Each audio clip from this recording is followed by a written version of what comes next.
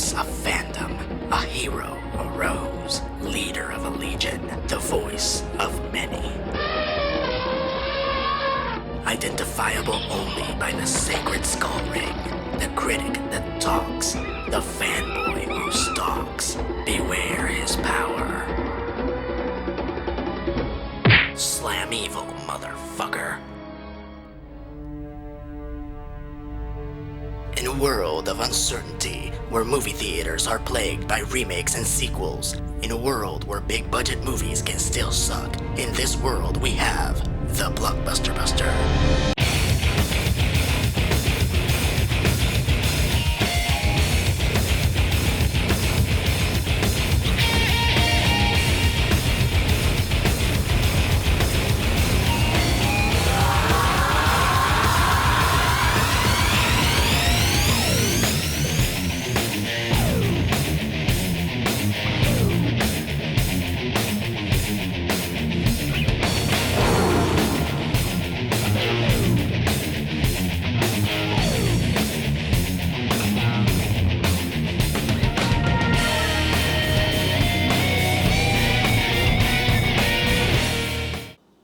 Greetings, fanboys and fangirls, I'm ERod and I'm the Blockbuster Buster. While the character of the Wild Boy of the Jungle was popularized by Rudyard Kipling's Mowgli in the Jungle Book, the character that actually went on to become the definitive staple of the genre was actually Edgar Rice Burroughs' Tarzan. The son of a couple of aristocrats who were marooned in Africa, the young John Clayton lost his parents at an early age and was raised by the Mangani, also known as the Great Apes. Thus, he gained amazing physical skills from his animal family, which he employs in his amazing adventures as he protects the jungle, fights poachers, and rescues his beloved Jane on a daily basis. Tarzan is one of the most adapted characters to date. He has been featured in serials, cartoons, comics, TV shows, one Academy Award nominated film, and even an animated Disney movie featuring the music of Phil Collins. Phil Collins? Really? They couldn't get a really cool South African band like they did for the Black Panther cartoon? Whatever. While the modern Tarzan films have done a great job of showing us Tarzan's origins, none of them have gone on to show us his further adventures, which are chronicled in the 25 books that followed the original, which see Tarzan having amazing adventures through the African continent, Egypt, and even the lost city of Atlantis. And today we're gonna look at a movie that tried. So our movie begins with backstory text. What? They couldn't recap the origin of Tarzan, or maybe have one of the characters retell the backstory in a really interesting way? You know what? I'm sorry. I'm just complaining to complain. There are plenty of great movies that start with backstory text. Traditionally though, you want to show the audience something amazing after all that reading. Like an Imperial destroyer flying overhead, or a very intense war scene. Alright, so let's give it a shot. In this movie we cut to a very cliched tribal scene. Well, one cliche is destined to be followed by another, and since we have a tribe just minding their own business, white people should show up to fuck it up in 5, 4, 3, 2... Right on time, Governor! Enter the villain of this piece, Nigel Ravens, who is in search of another Tarzan staple, the lost city of Opar. Of course, to do this, he has to desecrate a tribal funeral, steal a gold, thingy, and set the village on fire. The village is on fire. This seems to happen a lot in period pieces. That's right! Every time they make a Robin Hood movie, they burn our village down! So we cut to England where we finally see Tarzan in a suit and tie, celebrating his engagement to Jane. Really? Is this how we're gonna introduce the mightiest of all the jungle heroes? Oh man, I miss the old Tarzan who would wrestle alligators and beat the crap out of dinosaurs with his bare hands. Yeah, that actually happened.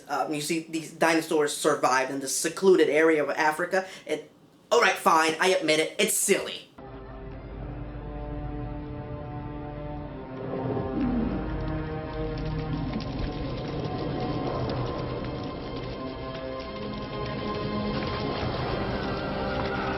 Not as silly as that.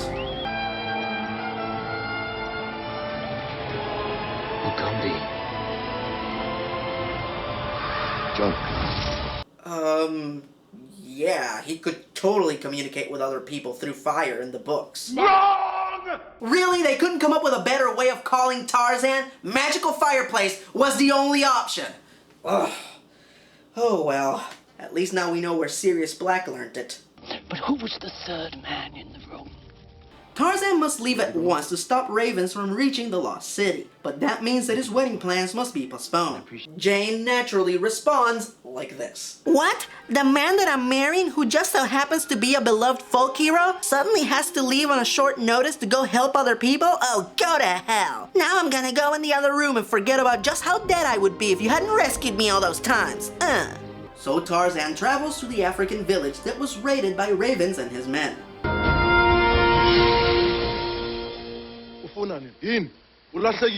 Tarzan is taken to the chief of the tribe, who explains to him what went down with ravens. Thank you for recapping everything that we just saw in the first fucking scene! What, you couldn't include that important bit of information in the fireogram? Tarzan wastes no time and goes to confront Ravens, who explains that he just wants to further his career by being the first archaeologist to discover the exact location of Opar.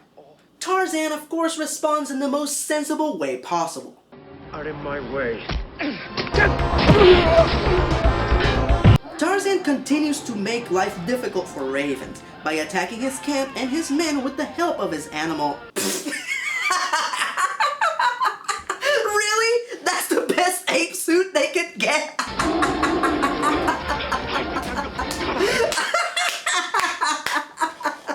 Oh my god! The gorillas in George of the Jungle were more convincing! Amidst Tarzan's shenanigans, Jane decides to show up. I guess all is forgiven. And she shows up in a dress and carrying a parasol. You are the same woman that had dozens of adventures with the King of the Jungle, right? Where the hell are your khakis and your pith helmet? Ah, fuck it. When Ravens finds out that Jane is Tarzan's woman, he decides that kidnapping her will be the best way to keep the King of the Jungle in check. But surprise, surprise, Tarzan swings in the nick of time and saves Jane. Tarzan and his pals are on the move, but Ravens is in hot pursuit. There he is! That's him! The ape man! He's getting away. Doesn't matter. Really? You're just gonna let them get away? In their slow-moving boat. Even though you have guns and a slow-moving boat of your own. You're not at all worried that he's gonna hinder your plans later. We have more important priorities. I'll deal with Lord Greystoke and his friends at my convenience. I'm surrounded by idiots. Screw it. Now that Jane is safe, they can go and help the natives and protect the lost city.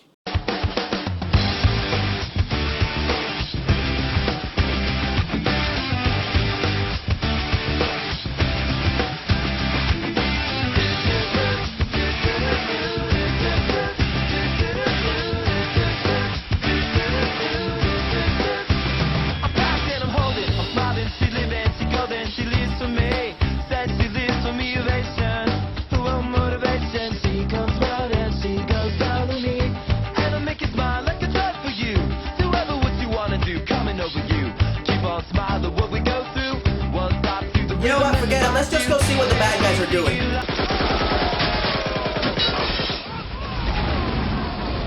Oh my god! Tarzan and Jane better get over there quick!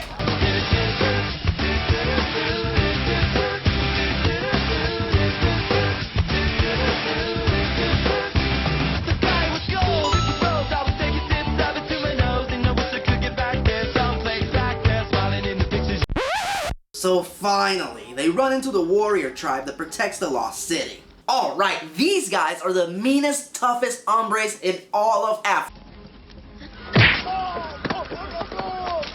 Jane just punched out half the tribe with one blow. No wonder they need Tarzan. Our heroes do their best to get some warriors to go along with them on their mission, but the head warrior is hesitant, as he feels Tarzan betrayed them all when he left to live in England with Jane.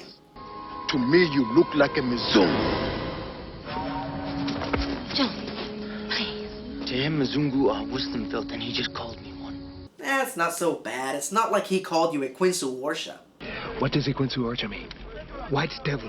As Tarzan tries to ambush the bad guys, Jane is off doing what she does best. John! do I do? Tell me. Ah, great. First you treat him like shit when he's just trying to do his duty as the king of the jungle, and now you get him bitten by a snake? Would somebody please?